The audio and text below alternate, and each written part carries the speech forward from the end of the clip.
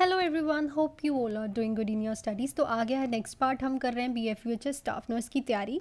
सो मैं already 190 questions करा चुकी हूँ जो कि एनक्लेक्स बेस्ड और इंटेलेक्चुअल बेस्ड हैं, जैसे कि BFUHS के पेपर में क्वेश्चन आते ही हैं। ऐसे ही क्वेश्चन करिए। मैं आपको रोज़ रोज़ इसलिए बोलती हूँ क्योंकि देखो, डायरेक्ट क्वेश्चन मत कीजिए। मोस्टली जो आपको देखने को मिलेगा डायरेक्ट क्वेश्चन नहीं, ऐसे एनक्लेक्स बेस्ड क्वेश्चन करिए। BFUHS हमेशा एनक्लेक्स बेस्ड और इंटेलेक्चुअल बेस्ड ही क्वेश्चंस डालता है। सेकंड, मैं ये बताना चाहती हूँ कि अगर आप ऐसे ही क्वेश्चंस के PDF मेरे से बाय करना चाहते हैं तो आप मेरे से वो ले सकते हैं। मेरे को कमेंट सेक्शन पे लिख के मेरे टेलीग्राम के लिंक पे आके, ठीक है, आपको बहुत ही कम अमाउंट दैट इज़ 199 में ऐसे ही क्वेश्चंस के बहुत ज़्यादा PDFs मिल जाएंगे, जिसको आपको बहुत सारे क्वेश्चंस आंसर विद रैशनल मिलेंगे। दूसरा, अगर आपकी टॉपिक्स नहीं क्लियर तो आप मेरे से BFUHS ओरिएंटेड ही गोल्डन पॉइंटर्स ले सकते हैं, जो कि बहुत ही मिनिमल अमाउंट में है 99।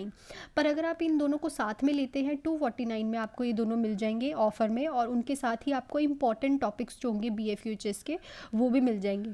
जैसे बहुत ज़्यादा क्वेश्चन आते हैं BFUHS में, इलेक्ट्रोलाइट इम्बैलेंस, ये टॉपिक मिल जाएगा। कोलोस्टमी के बहुत क्वेश्चन आते हैं, ये टॉपिक मिल जाएगा। साइकेट्रिक के टॉपिक्स मिल जाएंगे। सो वो भी आप ईजी लैंग्वेज में पढ़ पाओगे। सो विदाउट एनी डीले, अगर चाहिए तो आपको कमेंट सेक्शन में लिख देना। मैं अपना लिंक जो है टेलीग्राम का वो कमेंट सेक्शन में पिन कर दूंगी। आप उस पर क्लिक करके मेरे से सीधे वो बाय कर सकते हैं। देखो, 249 में आपको इससे ज़्यादा अच्छा कंटेंट कहीं नहीं मिलेगा, जिसमें आपको PDF भी मिल रहे हैं एनक्लेक्स बेस्ड MCQs के, ऐसे ही MCQs के आंसर्स और रैशनल भी उसके साथ ही लिखे हैं। दूसरा, गोल्डन पॉइंटर्स भी होंगे 200+ जो कि हर एक टॉपिक कवर करते हैं। तीसरा, आपको उन टॉपिक्स का जो इंपॉर्टेंट टॉपिक है BFUHS के, उनके नोट्स भी मिल रहे हैं 249 रुपीज़ में ओनली। सो इंटरेस्टेड बच्चे जिनको क्रैक करना है कोर्स, तो वो कमेंट कर सकते हैं। सो स्टार्ट करते हैं हमारा question. During the initial interview a client with the compulsive eating disorder remark, I can't stand my self and the way I look, which of the following statement by the nurse is most therapeutic. तो हम जब एक client है जो कि compulsive eating, मतलब उसको कुछ खाना ही खाने का डिसऑर्डर है। कंपल्सिव मतलब ज़बरदस्ती, ठीक है, कंपल्शन है, ठीक है, करना ही करना है। उसके इनिशियल इंटरव्यू में वो कहता है क्लाइंट कि मैं खुद को स्टैंड नहीं कर सकता क्योंकि जैसे मैं दिखता हूँ, द वे आई लुक। तो इसका नर्स का थेराप्यूटिक क्या स्टेटमेंट रहेगा? Everyone who has the same problem feels like you do, I don't think you look bad at all, don't worry, you will be soon back in shape, tell me more about your feelings. So देखो, इसमें आप बहुत ज़्यादा confuse हो रहे होगे। सबसे पहली लाइन में ही आपका आंसर छुपा है। यहाँ पे क्या लिखा है? इनिशियल इंटरव्यू, मतलब अभी इंटरव्यू के स्टार्टिंग में ही बोल रहा है। हमें क्या करना है? अब उसकी और फीलिंग्स निकलवानी है। तो हम उसको बोलेंगे tell me more about your feelings. Question को जितना ध्यान से पढ़ोगे, इसीलिए मैं कह रही हूँ इस टाइम थ्योरी नहीं MCQ करो। आपकी थ्योरी नहीं कंप्लीट, आप गोल्डन पॉइंटर्स ले लो, बस 99 में आएंगे अगर आपको थ्योरी नहीं कंप्लीट आपकी। पर MCQ ज़्यादा से ज़्यादा करो एनक्लेक्स बेस। देखो, क्वेश्चन सीधा यहीं से ख़त्म हो गया। अगर आपने यहाँ पे नहीं पढ़ा ना इनिशियल इंटरव्यू, तो आई बेट कि आप ये वाले इनमें से कोई एक ही टिक करते कि हम उसको बोल देंगे कि तुम बैड नहीं लगते। नहीं, हमें उसकी फीलिंग्स निकलवानी है ये थेराप्यूटिकली, क्योंकि इनिशियल इंटरव्यू में ही अगर हम उसके ऐसा बोलना शुरू कर देंगे तो हमें वो अपनी फीलिंग्स नहीं बताएगा। सो हम क्या कहेंगे? Tell me more about your feelings. Next पे चलते हैं। When preparing the teaching plan for the mother of a child with asthma, which of the following should the nurse include as a sign to alert the mother that your child having a asthma attack. So जब हम एक mother है, उसके बच्चे को asthma है, उसके लिए केयर प्लान प्रिपेयर कर रहे हैं, तो ऐसी कौन सी चीज़ है जो नर्स इंक्लूड करेगी कि ये मदर को बताएगी कि ये जो साइन है, अलर्ट हो जाओ इस साइन को देख के कि अब तुम्हारे बच्चे को अस्थमा का अटैक आ रहा है। तो कौन सा साइन होगा? Secretion of thin copious mucus, tight and productive cough, wheezing and on expiration, temperature of 99.4 degree Fahrenheit. अब जिसने अस्थमा के बारे में पता है तो उसको पता ही होगा कि अस्थमा का सबसे बड़ा sign that is wheezing on expiration, ठीक है। वैसे भी अगर आपको आए कि किसी क्वेश्चन ऐसा आए कि किसी पेशेंट की वीजिंग साउंड आ रही है ऑस्कल्टेशन करने पे, आंखें बंद करके लिख दो अस्थमा। क्या? अस्थमा ही होगा उस पेशेंट को, इसलिए wheezing on expiration. Tight and productive cough जो है, हमें प्रोडक्टिव कफ एफाइसीमा और ब्रोंकेटाइटिस में देखने को मिलती है। Secretion of thin and copious mucus हमें निमोनिया में देखने को मिलता है, ठीक है। टेम्परेचर तब देखने को मिलता है जब किसी को थ्रोट का इन्फेक्शन ज़्यादा हो गया हो, टॉन्सिल्स हो गए हों, ठीक है। सो वीजिंग ऑन एक्सपिरेशन पे हम उसको बोलेंगे कि अगर तुम अपने बच्चा, जब तुम्हारा बच्चा सांस छोड़ रहा है उस टाइम पे वीजिंग की ऐसे तुम्हें वीजिंग साउंड आ रही है, तो समझ जाना कि उसको अस्थमा अटैक होने वाला है। नेक्स्ट पे चलते हैं। In an initial screening for lead poisoning 2 year old child is found to have a lead level 12 microgram per deciliter, the nurse should। So lead से क्वेश्चन बहुत आता है, तो इसको ध्यान रखा है कि नॉर्मल रेंज देखना। सबसे बड़ी बात तो कि जब हम किसी की लेड पॉइजनिंग 2 साल के बच्चे हैं उसकी स्क्रीनिंग कर रहे हैं लेड पॉइजनिंग के लिए, ठीक है, तो उसका जो लेवल है उसका 12 माइक्रोग्राम पर डेसीलीटर आया है, तो नर्स क्या कहेगी? Arrange your follow-up appointment in 3 months, obtain consultation for chelation therapy, educate patient on way to reduce the lead in the environment, assure the parents this is normal lead level no. So देखो, सबसे पहली बात तो ये normal lead level नहीं है। 10 microgram decilitre से लेके 40 माइक्रोग्राम डेसीलीटर को हम बॉर्डर लाइन समझा जाता है, ठीक है। So this is not a border, this is not that much कि उसको चिलेशन थेरेपी दे दे। 45 माइक्रोग्राम पे हम चिलेशन थेरेपी देते हैं। अगर हमने उसे कहा कि तू फॉलो अप कर 3 मंथ तक तो उसका लेड का लेवल और हो जाएगा। सबसे पहले हम उस पेरेंट्स को क्या बोलेंगे कि तुम उन्हें एजुकेट किया जाएगा, पेरेंट्स को, कि तुम अपने इन्वायरमेंट में लेड का लेवल कम करो, ठीक है, जिससे क्या होगा, बच्चे का लेड का लेवल फिर उतना इंक्रीज़ 45 माइक्रोग्राम तक जाएगा ही नहीं कि उसको चिलेशन थेरेपी स्टार्ट हो। तो हम इस पेरेंट्स को एडवाइस करेंगे कि इन्वायरमेंट में रिडक्शन करनी है लेड की। नेक्स्ट है, when counselling an obese adolescent the nurse should advise the client that which complication is most common.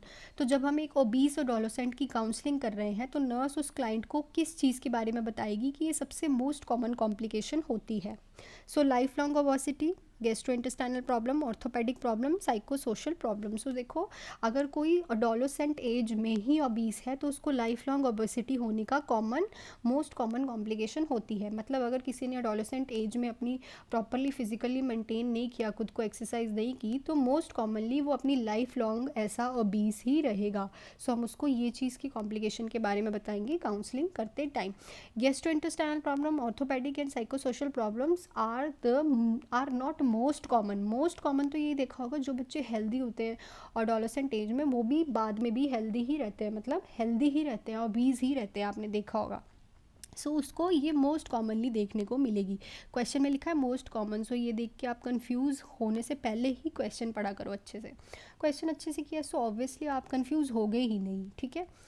Next है, an older sedentary adult may not respond to emotional और physical stress as well as younger individual because. तो एक older sedentary adult है, मतलब कि एक old sedentary मतलब जिनका बैठने का काम है, ज़्यादा एक्टिव नहीं है, वो इमोशनल और फिजिकल स्ट्रेस को इतना रिस्पॉन्ड नहीं करता जितना यंगर इंडिविजुअल करता है। सो ऐसा क्यों?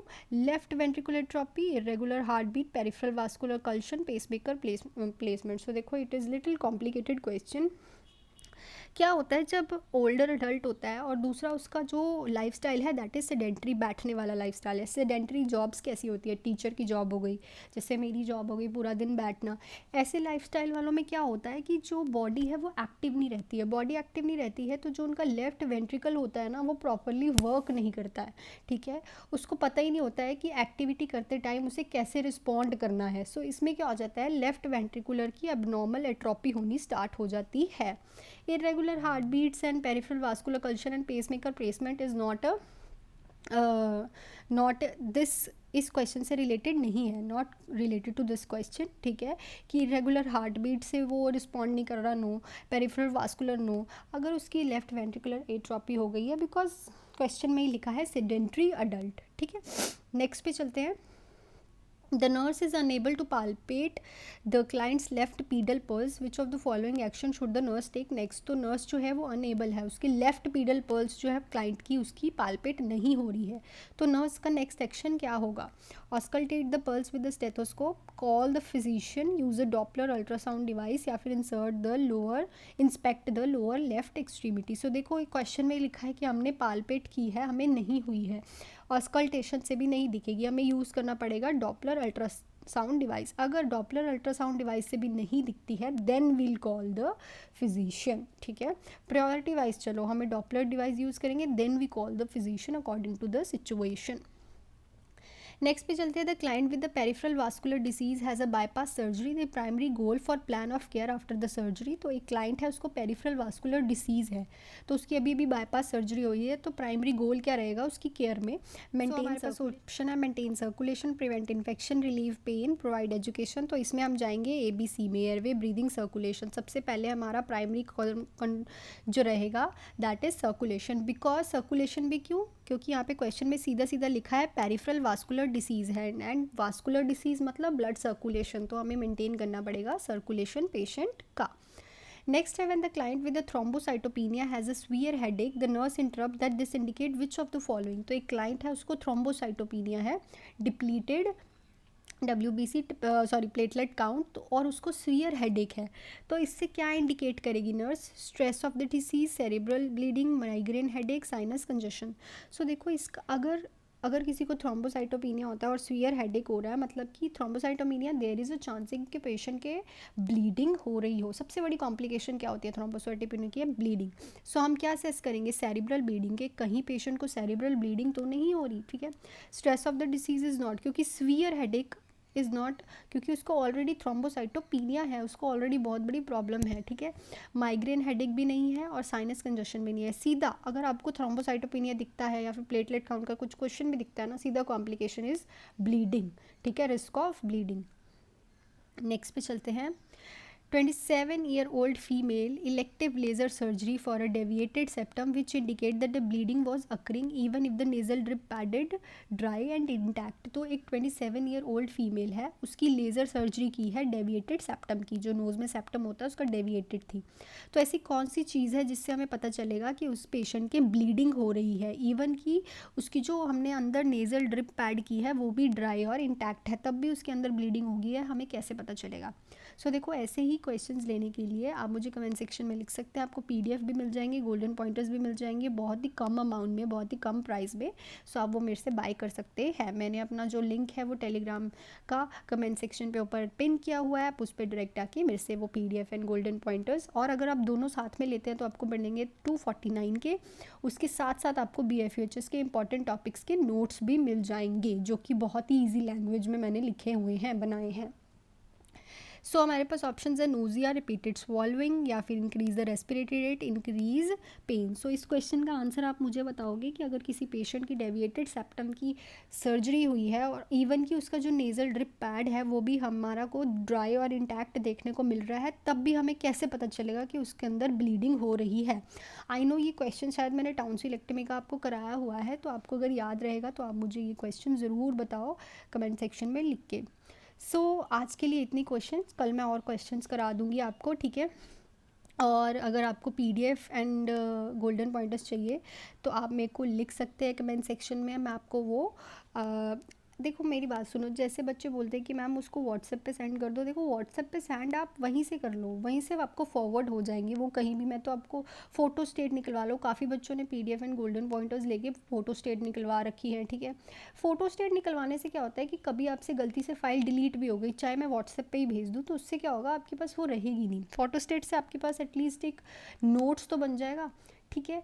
और जो मैं क्लासेस बोल रही हूँ वो पेपर के बाद की हैं, क्योंकि अभी मैं क्लासेस नहीं ले सकती, क्योंकि एक सफिशेंट अमाउंट ऑफ टाइम में आपका BFHS की जो टॉपिक्स है वो क्लियर नहीं होंगे। Most probably next month paper हो जाएगा, इसके पेपर के बाद ही 600+ पोस्ट आने वाली हैं और स्टेट लेवल की नर्सिंग की। सो उसके लिए भी पंजाब की, उसके लिए भी प्रिपरेशन करेंगे हम, तो उसमें मैं क्लासेस कराऊंगी, ठीक है। सो वो आप ज्वाइन कर सकते हैं। अभी के लिए आप MCQ ज़्यादा करो, मेरा मोटिव यही है कि आप MCQ NCLEX वाले करो, इधर उधर के MCQs करके आप अपने आप को कॉन्फिडेंस में ना ले जाओ कि मेरे को सब आता है, ठीक है। क्योंकि NCLEX बेस्ड की जो MCQ होते हैं वो जब तक आपको पागल ना कर दे, कन्फ्यूज़ ना कर दे, तो ये सोचो कि आप कर ही नहीं रहे उस लेवल के MCQ जो BFHS डालता है। एक मैंने क्वेश्चन कल आपसे पूछा था, उसका जो राइट ऑप्शन था that is low self esteem. क्योंकि क्या होता है, काफ़ी बार जो पेरेंट्स होते हैं उनके बचपन में भी जो प्रॉब्लम्स होती हैं, ठीक है, वो उन्होंने भी ऐसी ही फेस की होती है, तो वो अपने जो बिहेवियर है वो चाइल्ड पे शो करते हैं। लो सेल्फ एस्टीम वाले जो पेरेंट्स हैं वो अब्यूसिव देखे जाते हैं। This is all about this video. अगर आपको वीडियो अच्छी है तो please hit the like button and subscribe to my channel, and thank you so much to hard work and share ज़रूर कीजिएगा वीडियो को। बाय।